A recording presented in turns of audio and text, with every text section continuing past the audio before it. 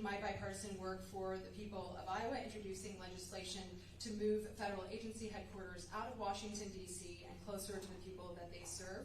One example of that is the SWAMP Act. It's a bipartisan bill that I introduced with Jared Golden from Maine. I also am working to improve transparency at the Small Business Administration to ensure that small business owners have a clear picture of what is out there for disaster relief assistance. That is called the SBA Transparency Act. I introduced that. It has a Senate companion with Senator Tim Scott. And I've reintroduced bipartisan, bicameral legislation with several of my colleagues to fix real problems like onshoring our food supply chain, boosting our domestic manufacturing, and ensuring as well that the CCP, Communist Chinese Party, does not control any part of our food supply chain. That is critical because food security is national security. I was also proud to vote for President Trump's One Big Beautiful Bill, a generational investment to secure our borders, continued tax relief for working Americans. I can't believe you would boo tax relief for working Americans. This bill is promises made, promises kept in action. Iowans overwhelmingly voted for President Trump's America First agenda, ending illegal immigration, preventing dangerous criminals and drugs from entering our communities, cutting wasteful spending, and unleashing American energy. That's what this bill does. And when Democrats were in the majority, you know what they passed? They passed legislation to make you report $600 transactions on Venmo and wanted to hire 87,000 more IRS agents to come after you and target you. I think that's wrong.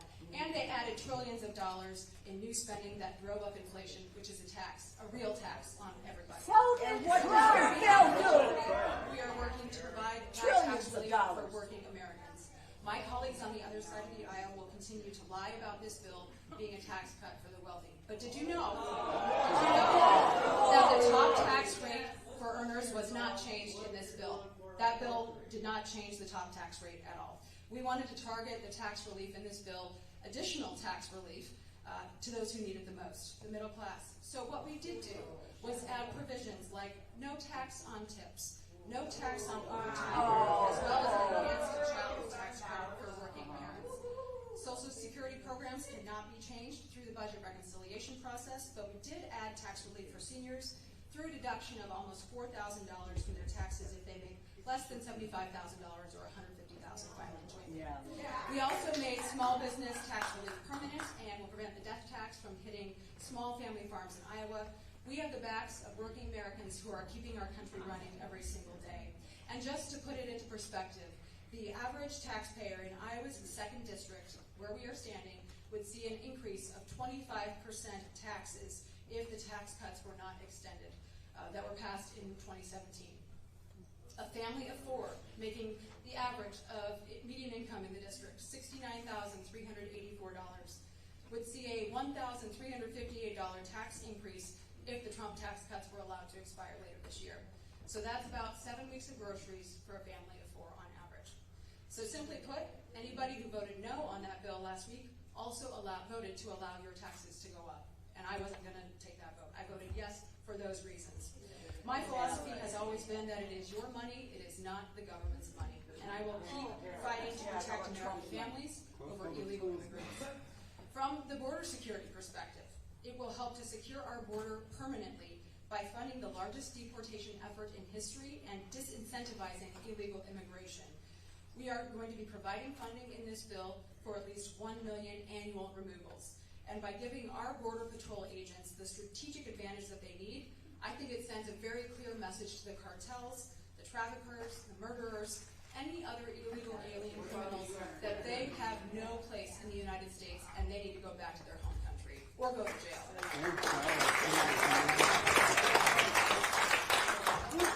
This would not have been possible without President Trump's leadership, and I look forward to working with him to make sure we're getting this transformational legislation signed into law.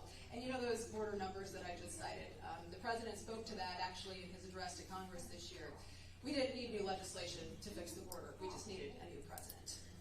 Too often in Washington, decisions are made by federal bureaucrats who have never balanced a small business budget, stepped foot on a family farm, or faced the unique challenges of rural communities. And as a member of the House Appropriations Committee, I've advocated to slash wasteful spending while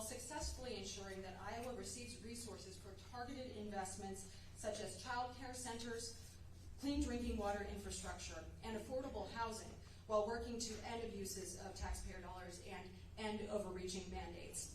At a recent chamber event that I was at in Lynn County, I received overwhelmingly positive feedback about the work that DOJ is doing, and my hope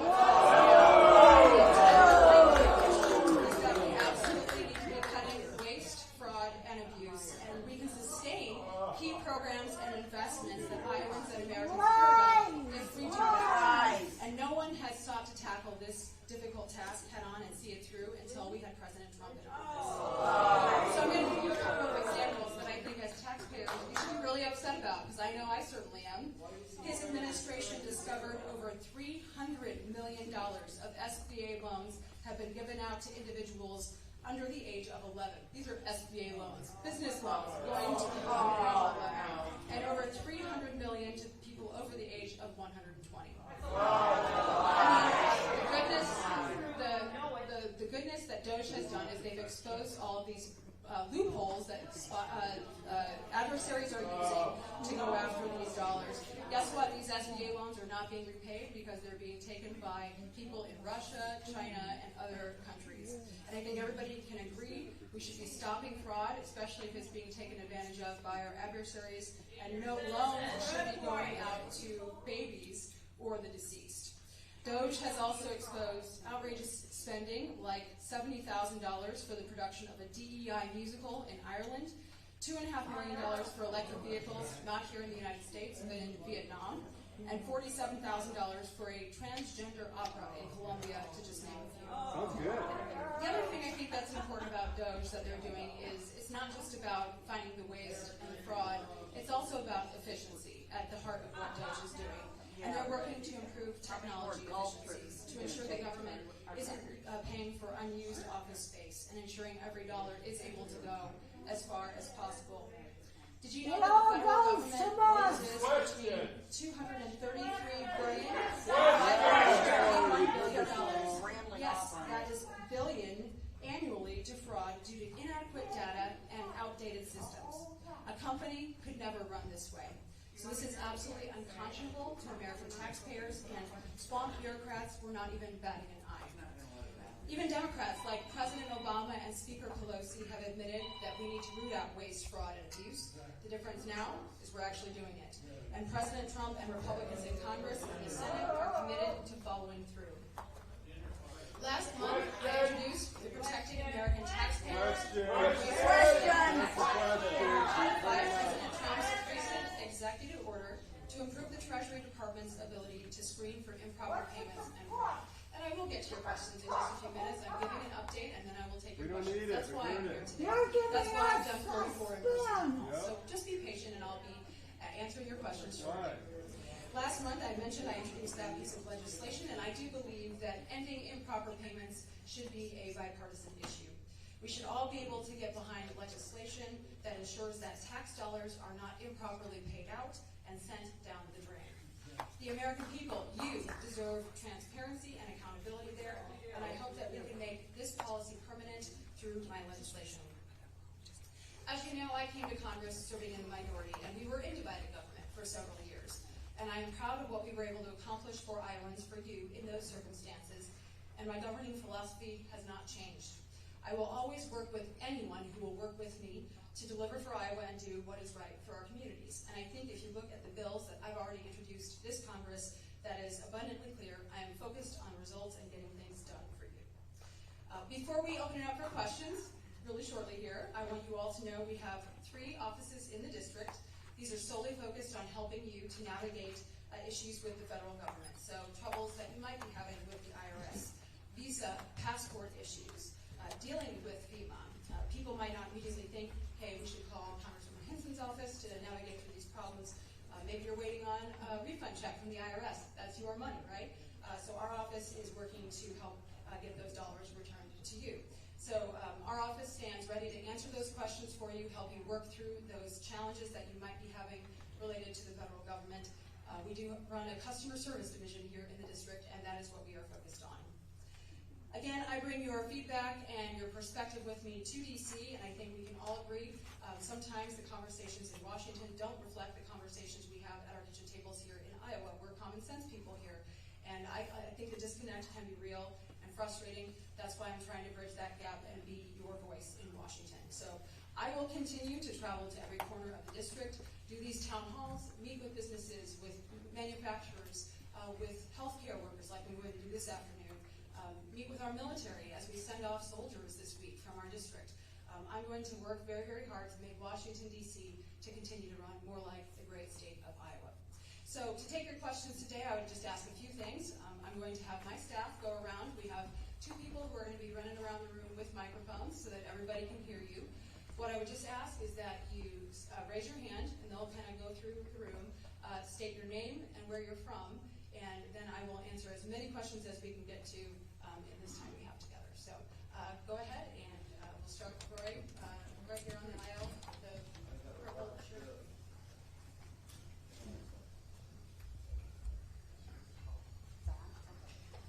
My name is Randy Kleesner.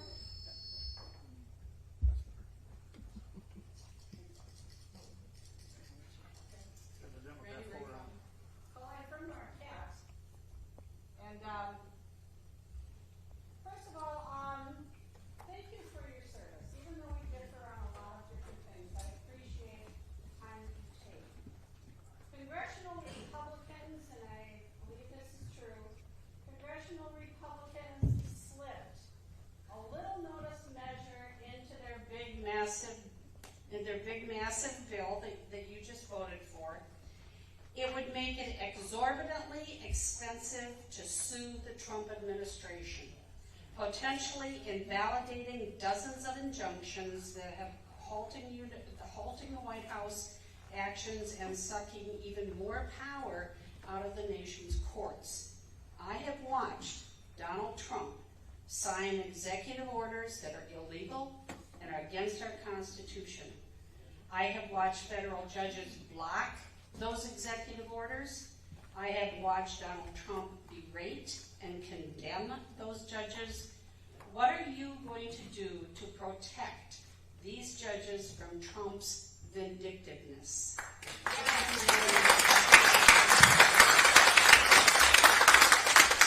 I think access to the courts is important no matter who is the president. I really believe that to be true. And what we don't want to see is no matter who is in the office that people don't have remedies for those lawsuits. I think that is important that they have access to the courts, and we've certainly seen that happen this administration and in the prior administration as well. What I don't want to see happen are activist judges that can put a stop to policies for the entire country. If you look at how the federal court system is designed, it's actually designed so that you should have injunctive relief only for the audience right before you. And I actually went and met with our federal court district judge here in the Northern District of Iowa to talk through this because I wanted to know how the process worked better. So I just want to make sure that we're not seeing activist judges, no matter who's in office, put a stop to policies that the executive branch has the ability to do. So what we've passed is actually through the House is a bill called. I'd like to answer Randy's question if that's all right. Thank you. What we have passed is it's called No Road Rulings Act, and this would enable the system to go back to the way it was, probably 20, 30 years ago. I think Daryl Issa is the sponsor of the bill. I'm happy to get you a little bit more information on it if you want to follow up with our office. But what it is designed to do is go back to, for some of these other injunctions that we've seen, a 3-judge panel so that we don't end up in these situations where people are trying to direct their ire at one specific judge, if that makes sense. So a panel of judges would help make that process, I think, a little bit more efficient and provide that relief more quickly. If there are going to be lawsuits like this happening, we want them to move fast so we can have certainty and make sure that people can do their job if it's constitutional. I think that's really important. Yeah. Next question. Come down here in the front. Right in the black shirt right there. Hi, thank you for. Good morning. Name and where you're from. Oh, sorry. My name is Nick Larson. I'm from Walker, Iowa. I'm going to read my question just to respect your time. I'm a lifelong Iowan who grew up on a family farm. I attended college in Iowa, worked for a large corporation for 27 years, and retired early from executive leadership to return to my farming roots. I'm a self-employed farmer and consultant and purchased my health insurance at the ACA marketplace. The recent legislation passed by the House will result in at least a $4,000 tax increase for my family of four. This, along with an 88% increase in my homeowner's insurance, an 86% increase in my farm building and equipment insurance, will increase costs for my family by $10,000 in just 1 year. Insurance costs are killing Iowans. I've made multiple requests to your office to provide more information on how you're working to preserve the ACA and not raise taxes for Iowans like me. To date, you have not responded. Several weeks ago, a small-town self-employed stylist was cutting my hair, and she said to me, quote, "I would not be able to do this if I couldn't get health insurance through the ACA." I'm an Iowa taxpayer who owns property in 3 counties, as well as 2 small businesses. I'm our local school board president. I'm a church trustee and donate time, gas, and equipment to mow our 6-acre church campus every week. I'm one of your constituents. I'm about as Iowan as you can get. Quite frankly, you owe me an answer today.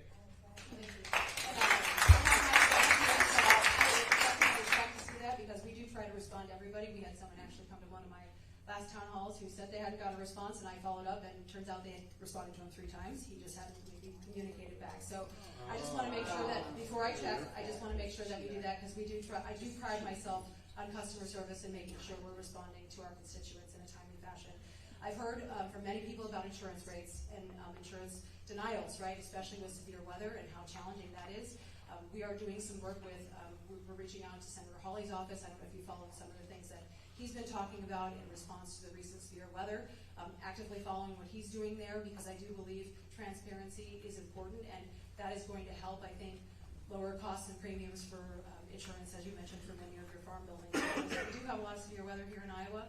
We want to make sure that you have access to that coverage and that it is affordable. We have seen those coverages go up massively in the last several years, and some of that is due to the number of disasters we've experienced, and I think that is important to acknowledge in that bigger conversation. As far as the ACA and health insurance, I think the most important thing is trying to figure out a way to lower premiums. We have to do that.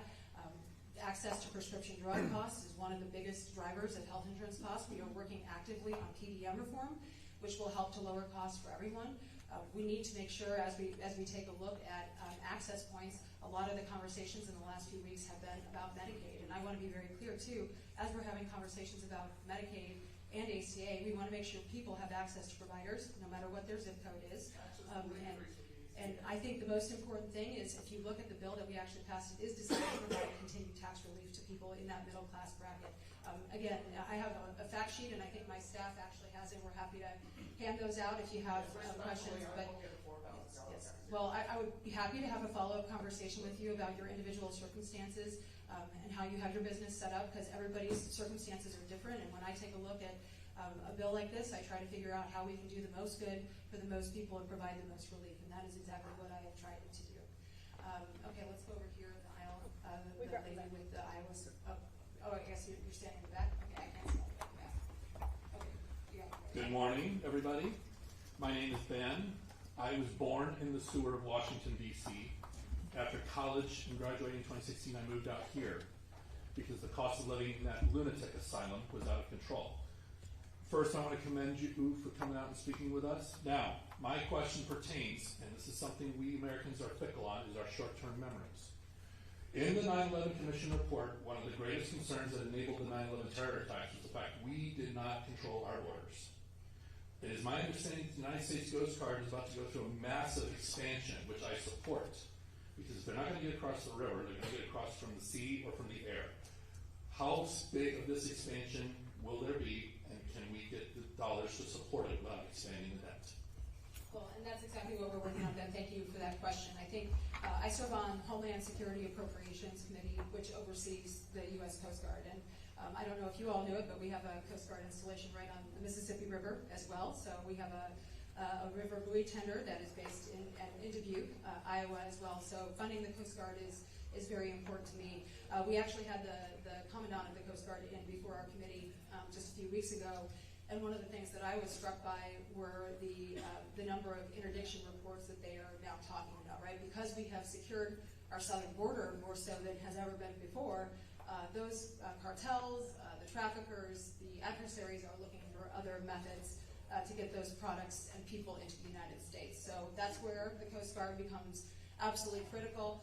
They said that they've seen massive increases both at the San Diego sector over Southern California, as well as in the Caribbean, right? So they're seeing things come in that way. So funding the Coast Guard is absolutely of importance. I think what we need to do is take a look at all of our DoD expenditures. I know Coast Guard is housed under Homeland Security, not under DoD technically, but we need to be taking a look at how all of our armed forces are working together, how we can continue to be as efficient as possible with those dollars so that we can actually execute on the mission at DoD, which is stopping the criminals and the bad guys and defending and keeping the United States safe. So we haven't had discussions about the actual dollar amount yet. We're working on drafting our bill right now to see what we're going to be able to afford to do. But under Homeland Security, we have not only Coast Guard, but we also have CBP, ICE, a number of other agencies. Secret Service is also housed under Homeland Security appropriations. So we're working on figuring out where all those numbers need to be so we can make sure we're executing on the mission of keeping our country safe. Thank you. Yep, go ahead, Brandon. Hi, I'm Dave Omling from Boston. Was going to ask about how many 10-year-olds and 12-year-old criminals have been deported by ICE, but my question is, you slipped in two clauses in the big, beautiful bill.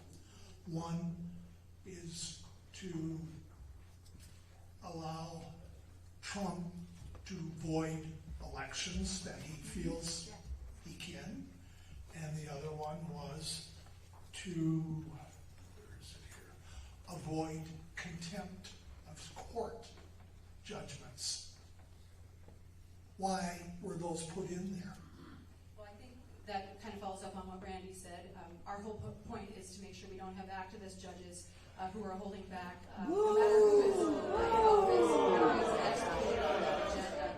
I think, Dave, the other thing to that point is I want to just comment briefly on election integrity, because I do believe that's important. And one of the things that we have learned a lot in Iowa is that elections can be very close. So to the point I made earlier about making sure that illegal immigrants are not voting in our elections, that's been a priority of President Trump's and of mine, to make sure that we can protect the integrity of each and every single one of your votes. Okay, I want to answer to the question, and I'll move on because we've got a lot of other people who want to hear answers to their questions. So go ahead, Reagan, another one right there. Yes, go ahead. Hi, I'm Bev Connor from Edgewood, and I'm here on behalf of my 8 siblings. Our 90-year-old dad just passed away April 4th. He was on Humana, Medicaid, and eventually was switched to the wonderful Molina program, which is one of the 3 MCOs available.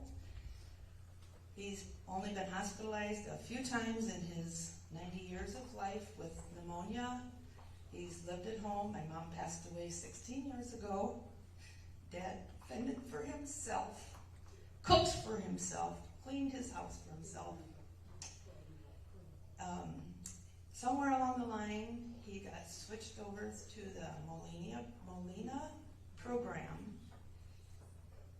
They are now asking for estate recovery for $72,000. My dad lives in the little town of Greeley, Iowa. The recovery amount previous to the Molina charges was $3,600. About a year of the Molina participation, it went to $68,000 plus. The monthly capitation varies from $4,000 to $5,000 per month for the coverage. The Molina revenue in 2024 was $40.65 billion in 2024 alone. The profits, $251 million. They are a Fortune 500 company. Where do you stand on this? Just a second. We we redone Dad's house to make it all handicapped to keep him home. And with them wanting to recover so much of this money, the money is not there to pay the people that done this. The state is after that money. So we saved them how much money by not putting them into a home and redoing it to keep him home. There's a lot of senior citizens, so pay attention to this. Melina comes in not knowing my dad didn't know that. It's $5,000 a month, whether you use the system or whether you do not use the system. It's just like an insurance. Your car insurance. If you don't get in a car accident, you don't use it. My dad would have never signed up for something that would cost him $5,000 a month, not knowing you'd ever use. There 8 of us kids will pay a $300 premium a month if that's what we got to do to chip in. They slipped this Melina thing in without even the people knowing that, the senior citizens, and that needs to change. It started out at $188,000 is what they wanted for the last year of our dad's life, and they now will settle for exactly what his property is worth. Too coincidental. Well, Bev, and to your siblings, thank you so much for coming out today and sharing your story. Number one, I think that is important. Maybe I read about it in the paper. I think I probably did, if that was the same story that was covered in the paper.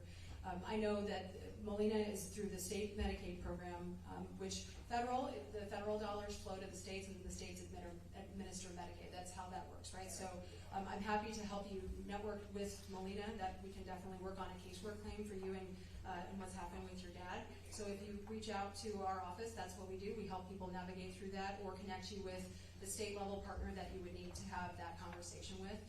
What I think is important in this bigger conversation is, you're right, the cost of this program and these programs are skyrocketing. That is at the heart of what a lot of the changes we've been trying to make are. We have a lot of people who are enrolled in many states at Medicaid. We have to pay, so we're then sending money to states, and then they're paying for the same person to be enrolled in 2 states. I mean, I think that's a huge problem, and that is also helping to drive up costs of healthcare. So when you talk about that stagnant number, right, that's a huge problem. If these costs are careening forward uncontrolled, that's not a responsible use of taxpayer money, and then abuses can happen. So happy to have another conversation. I'm sorry you lost your dad. I know that's, well, sometimes when we make a phone call, you'd be amazed at how quickly they respond. So we're happy to help intervene. A number of my casework teams. So where are you from, Bev, again? Where are you from? Edgewood. Okay. So we have our case. I have another town hall that I'm going to go to this afternoon, so I've got to get on the road. But we have Roy, he's in our Dubuque office, and he works on casework. And then Reagan, who's also here today, is, okay, good. So just keep me updated on that. Reagan keeps me apprised of that. I get a weekly casework update of all the casework that we're doing in the district and the problems, the cases we're solving for people and where things stand. So we will be happy to work with you on that. And certainly I understand the challenges that your family is facing, and it's terrible. So. Well, again, that's where we need to make sure we're making sure these programs work for people who are on them and people who need those benefits, people like your dad, right, who needed that access to care. But we want to make sure that across the board, whether it's the ACA or Medicaid, that these premiums are not bankrupting people at the same time. So that's what we're working on. So, Roy, go ahead with, and he'll hold the mic. Thank you. Go ahead and say your name and where you're from. Mary Jacobs, Elkader. I understand that congressional work retreats are conducted by both parties. I understand that you went 7 days after inauguration to the Trump National Doral Golf Club for a work retreat. Do you know how many retreats have been held by either party on property owned by a present or former president? And how does our taxpayer money going to his golf resort not go against the emoluments clause of the Constitution? I think the most important part my partner's taken members off-site. site to have discussions that you can't have in Washington, D.C. It's hard to get everybody to show up at a meeting in D.C., let alone. So some of the meetings are held off-site. Specifically, that one was because of the security threats specific to President Trump. I saw the glass that they had to haul in for the room that he had to stay in when he came to speak. It's quite an ordeal to have a full Secret Service detail, and when you look at the money that the Secret Service has already spent because they know that property, we have to look at that cost as well, because when they come into some of these properties to do their pre-checks and pre-scans, and they're on site usually several days ahead of time, it actually saves money for taxpayers if it's at a property that they already know. So in that case, due to the threats on President Trump's life, which they are very, very real, I think everybody in this audience knows, he's had, I think, 2 that almost came to fruition in the last year before he was even the president again, and many of our adversaries do not want to see him be successful, and so we need to make sure that, again, no matter who is the president, that they are kept safe by the Secret Service, and that, I believe, was the rationale behind that specific location. But I think, again, finding a place where and I'm happy to look into the specifics and follow you up, but I think that legally we would not have held an event in a place that violated the law. I can guarantee you that because of our importance in following the law. Unlike the previous administration that chose not to enforce the laws we had on the books at the southern border. Roy, go ahead. You want to come up here in the front?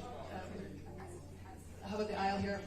Coast Guard, right? Is that okay? So speaking of our Coast Guard question, there we go. Sir, go ahead. Yes, my name is Neil Kinius. I live in Manchester. Matter of fact, I used to live here in Elkader. I'm a retired federal employee. But how I got to that was I was injured in the service. I had 10 years. Then I went through the Veterans Administration, and they put me through to get my biology degree, and I was able to work for the U.S. Fish and Wildlife Service, where I retired from. So I'm very well aware of federal governments and what they do for veterans. Okay? And I'm not for this doggy stuff. To me, that I work for the federal government. I know what they stand for. I have a family that my sister, she works at the VA hospital, and she's a nurse practitioner. And you guys cut funding and her staff, okay, for Actually, this Dodge the funding for program. the VA has not been cut. That's a complete lie. And Well, according to her, yeah. It's not been cut, though. I can guarantee that. Well, her hospital staff has been cut, and she has 1,000 patients. And, just in my knowledge of my service to this country, I have 30 years in. And this doggy program, no, it's not efficiency. It's just not. To me, it's just, I understand that, working with the program, it needed some work, for efficiency, as you well know. But you don't take a billionaire as Musk and go in there with a chainsaw. No.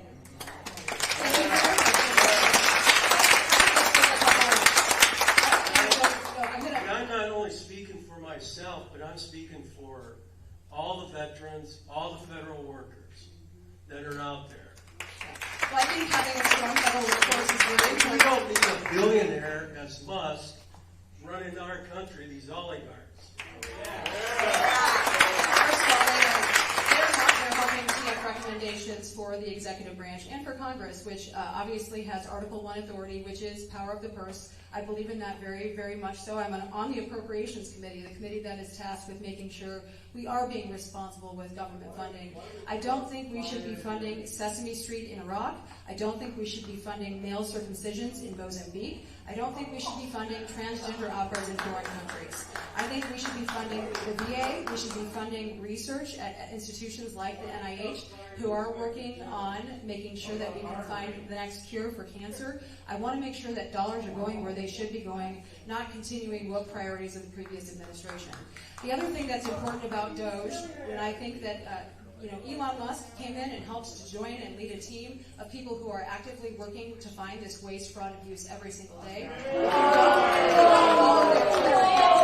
You should, because some of the things that they are discovering every single day would make your skin crawl. I think I give you just a few of those examples today. But National Institutes of Health, an agency that we want to see continue to fund good health research, for example. When they have dozens and dozens of different departments, they're not sharing research data. That's an inefficient way to do business, and who knows, we might have missed out on the next great cure or the next great research discovery. So we need to make sure through those efficiencies that we're making improvements. The other thing that I think is important, and it's work that our Senator Joni Ernst has done with the Doge Caucus in the Senate, but they've uncovered hundreds of thousands of credit cards that are being used inappropriately. And I think that's egregious when you're seeing the charges that are coming up on some of those credit cards. Exposing that, waste, fraud, and abuse, is what we should be doing, and that is at the heart of the intent of Doge. Okay, let's see, who's our next question from? Where's, Reagan's back there. Okay, Reagan? Sorry, I can't see all the way back to the lights. Go ahead. Hi. Name and where you're from, please. Linda Kramer. I'm from Dubuque, but I'm speaking for my friend Nicole today. She's also from Dubuque, and she has difficulty speaking. I'm severely disabled. I use an electric wheelchair and only have partial use of my left arm. I am deaf in one ear, and my brain can no longer process sound normally. I have to wear an eye patch over one eye, and my speech is damaged. I tell people basically that I'm a functioning mind trapped in a non-functioning body. I started getting sick when I was a teenager and had to have extensive brain surgery 5 times at 29. I've since had more surgeries to attempt to keep my hand function and the use of my eye. I'm 41 now, and though I attempted to go to college, my disabilities were too severe, so I have no skills. I've had to stay isolated because my immune disabilities were too severe, so I have no skills. I'm sorry. I've had to stay isolated because my immune system is so bad. So the only thing I have to live on is the SSI, the Supplement Social Security Income Payment that I receive. I'm having to use what little SSI money I have more often now for groceries, despite having SNAP. And now both groceries and bills are both so expensive and getting worse. Medicaid is the only medical insurance that I have, and the only way that I have housing is through a Section 8 housing voucher. I am now truly afraid that when any of that gets cut, I have literally nothing else. And because I have so many physical disabilities, I won't survive very long without it. Nicole's question for you today. Without Medicaid, I'm condemned to death. But without a way to get my medications, it will be a slow, painful death. I want you to look me in my one good eye and justify your voting to condemn me to a slow, painful death. Well, Nicole, thank you for being here today, and Linda, thank you for asking the question on our behalf. I appreciate you being here to help with your disability, and I appreciate you making the effort to come out here because I know how much effort that took today. I want to be very clear. There is a lot of fear-mongering about the bill last week and what passed. Medicaid needs to be protected for people just like you, Nicole. It needs to be there. Social Security disability benefits need to be there for people like you who are in that situation, people who need it. The medically frail, if you look at the bill, are specifically exempted from work requirements in the new Medicaid changes. Caretakers of those who are disabled are also specifically exempted. And I think it's important as well, you mentioned Social Security benefits, those are important. I want to make sure they're there for you, for all the seniors in the room, for anyone who has earned those benefits and needs access to them. The Democrats in Congress know that this bill could not touch Social Security other than to change the tax so that seniors are paying less on their Social Security benefits. That's the only change we were able to make because of the rules, the Senate rules surrounding the reconciliation bill process. So when I say these things, it's if you actually read the bill, we have done everything possible to make sure that these programs are going to, number one, be efficient. We're rooting out the waste, fraud, and abuse that we need to get rid of in the programs. We're finding ways to get people back into the dignity of work, people who should be working, who don't have someone they're caring for, who aren't disabled, who are able-bodied adults who should be out working in the workforce if they're going to take a government benefit. Those are the changes that we've made in this bill so that people like you can continue to have access to the treatments and the medications that you need, Nicole. So if you do have any challenges accessing those benefits through individual case case-by-case basis. Please, Linda, make sure you're in contact with our office, or Nicole, if you can get in contact with our office as well. We are happy to help you navigate through any challenges you might be having. Thank you. Reagan, go ahead. Yes, go ahead, sir. Yeah, my name's Daryl Severson from Strawberry Point. One thing that I'm really concerned about is, I don't know if it's Doge, doggy, or whatever you want to call it, but all these universities are being attacked because they feel that they're too liberal, I guess is the reasoning, but they've cut almost $2 billion in research. I've got a wife and 2 sons that have genetic eye disease that the University of Iowa is working on. And to tell the University of Iowa that you don't get the money to do that might save their eyes because they're just on the verge of having transplants, and just so that the rich can get an extra tax cut is a crime. It's an absolute crime. To what I said, sir, about the NIH and the inefficiencies in NIH, well, one of the things that I think is really important is making sure research dollars go to fund that next big cure. So when I talked about the inefficiencies of having that many different CIOs, different kind of businesses within a business, that's not an efficient model, and making sure research dollars are getting to actual researchers. So one of the things that we've tried to change so that more of those dollars do flow to researchers, there's a lot of administrative take from these universities on top of the research process. If you look at how those funding streams are broken down when they're granted to universities, a lot of that money is taken for administrative overhead. What we are trying to do is cap the amount of that cost so that more of those dollars go directly to researchers.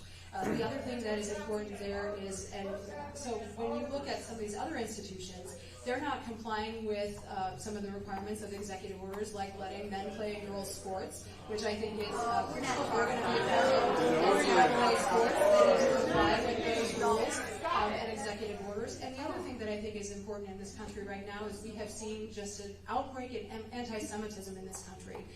It's uncontrolled on many of these campuses. On many of these campuses, You're so I'm going to answer your question. Just because they are not complying with this, if they're not going to comply and they're not going to follow through with that information, they shouldn't be getting federal money. They have giant endowments that these universities can use to help support their students and encourage more people to go. I believe in free speech on college campuses. I don't believe in hate speech. And there's a complete difference between what we're seeing enabled by these universities. So we're going to continue to hold them accountable because that's what accountability looks like. And we want all of our students to feel safe on campus no matter where they choose to go. Okay, let's go right now. Go ahead and then I'll go right back. Sorry. My name is Adam Koresh. I'm a former resident of Elkader, current student at UNI, living in Cedar Falls. Representative Hinson, my question to you is related to the largest Medicaid cuts ever passed that you passed in the big beautiful bill, and states reps and senators like Jason Gearhart and Mike Clemish have pushed for with Senate File 615 requiring 20 hours a week to continue receiving benefits. My Senator Mike Clemish, the man that was up there with you sitting right there, was the floor manager for Senate File 615. Mike, I called the Senate at least a half a dozen times, leaving my concerns with the sweet old lady at the Capitol, and I emailed you. I never heard back from you once, not a call back or an email, leaving his constituents scared and in the dark worried about the future. My concerns with work requirements for Medicaid come with the vast amount of power that goes to the Director of the Health and Human Services to decide who is worthy of health care. I'm a college student currently receiving Medicaid benefits. I am going to college to become a teacher, entering what is hopefully my last year this upcoming fall. I'm a worker, and I have been since I was 14 years old, only stopping alongside the entire world in 2020. Next year, I'll be student teaching, where working is strongly discouraged to let students and classwork take my full attention. Under the current proposed Iowa legislation, students on Medicaid like me would have to beg to the Director of Iowa Health and Human Services to keep my health care, where I could then potentially receive a good cause exemption. I have only used my health care once, and that was to get the prescription for the glasses on my face. What holds me back from using my health care is the shame pushed by Republicans targeting Medicaid recipients as the people committing the waste, fraud, and abuse, when in reality, it is almost always going to be the providers, like your Republican colleague, Rick Scott, who oversaw his company, Columbia HCA, while it stole $1.7 billion from American taxpayers like us. While you decide that a kid getting a prescription for glasses to read in the projector in Spanish 101 is too much for the American taxpayer, your colleague Rick Scott gets to be a deciding vote in the Senate for my health care instead of sitting in a prison cell where he belongs for stealing almost $2 billion from us. My question to you, Representative Hinson, is if the bill came back to the House, would you support an amendment to provide exemptions for full-time students, and so college students like me don't have to be worried about losing my health care when I'm student teaching? And Mike Flemish, if you could respond back to my messages, I would appreciate that as well. Thank you. Well, I do believe that students it's important that you have access to health care as well, and especially low-income students, so I think that's really important. So I'm happy to have a conversation with my colleagues in the Senate and our senators to see if that's something we could take a look at. I'll happily have a conversation. Can I answer your question, Adam? If that's okay, I'd like to just answer. I think it's really important that people who are low income have access to health care, and so that is going to continue to be a priority. What I think is important about the vote we took last week is I want to put it in perspective, because you need access to that care, but we have finite resources to be able to devote to these programs that are continuing to escalate in cost. Even with our proposal, Medicare spending is going to go up about Medicaid spending is going up 25% in the next 10 years. We are anticipating growth in the program as well, and more people taking advantage of those benefits. But what we don't want to see happen are illegal immigrants receive those benefits when they should be going to somewhere like here. 1.4 million illegal immigrants were found to be receiving Medicaid benefits. 1.4 million. Not to mention, as I discussed earlier, there are a number of people who are currently enrolled in 2 states. They shouldn't be. And when we look at sending those dollars to state programs so they can properly administer and make sure people can get the care that they need, that's woefully inefficient, and I would consider that to be waste, fraud, and abuse that we should be changing. So I'm happy to have a conversation with both of our senators about this. I will see Senator Ernst, I think probably sometime tomorrow or Friday. I'll be happy to have a conversation with her directly about it. But again, I think the most important thing here to reiterate, and there is a lot of fear-mongering. It's an important issue to so many people, and I get that. All the people we've heard from here today, healthcare is a very personal and important issue. I think it's really irresponsible to have people out there lying about tax cuts for billionaires. The tax rate didn't change for billionaires. We are trying to retarget those resources to people like you and me. And I think that's really, really important. So, okay. We grab the last question over here. Okay. We got time for just one more. Hey, Ashley, Justin Augustine, Elkader's home for me here. And while we're on the healthcare subject, one thing you were talking and bringing up with the gentleman from Walker was some of the work you're doing on prescription drugs, and I think you mentioned like PPM or something like that.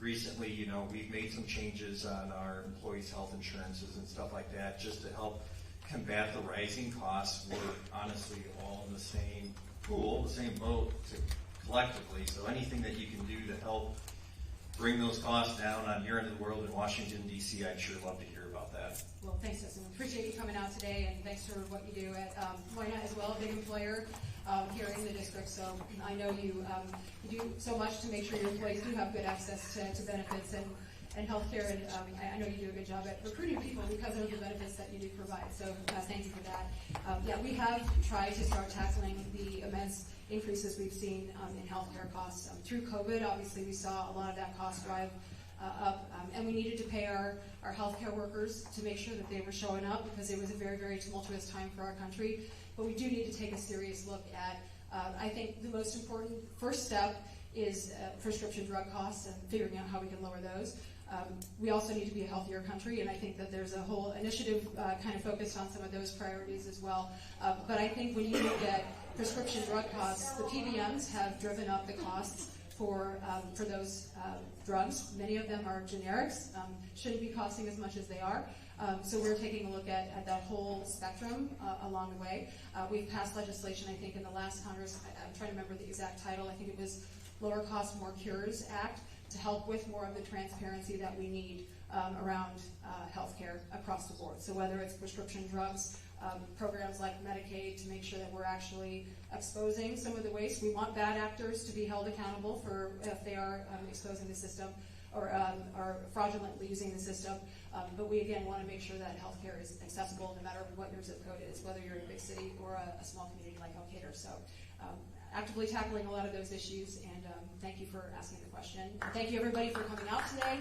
I'm pleased to be here and answer your questions, and if you have any other follow-ups, please reach out to our offices directly. As I mentioned, we have 3 in the district, 1 in Cedar Rapids, 1 in Dubuque, and 1 in Waterloo. You can also subscribe to our newsletter, hinson.house.gov, or follow us on social media as well. Thank you so much for coming today.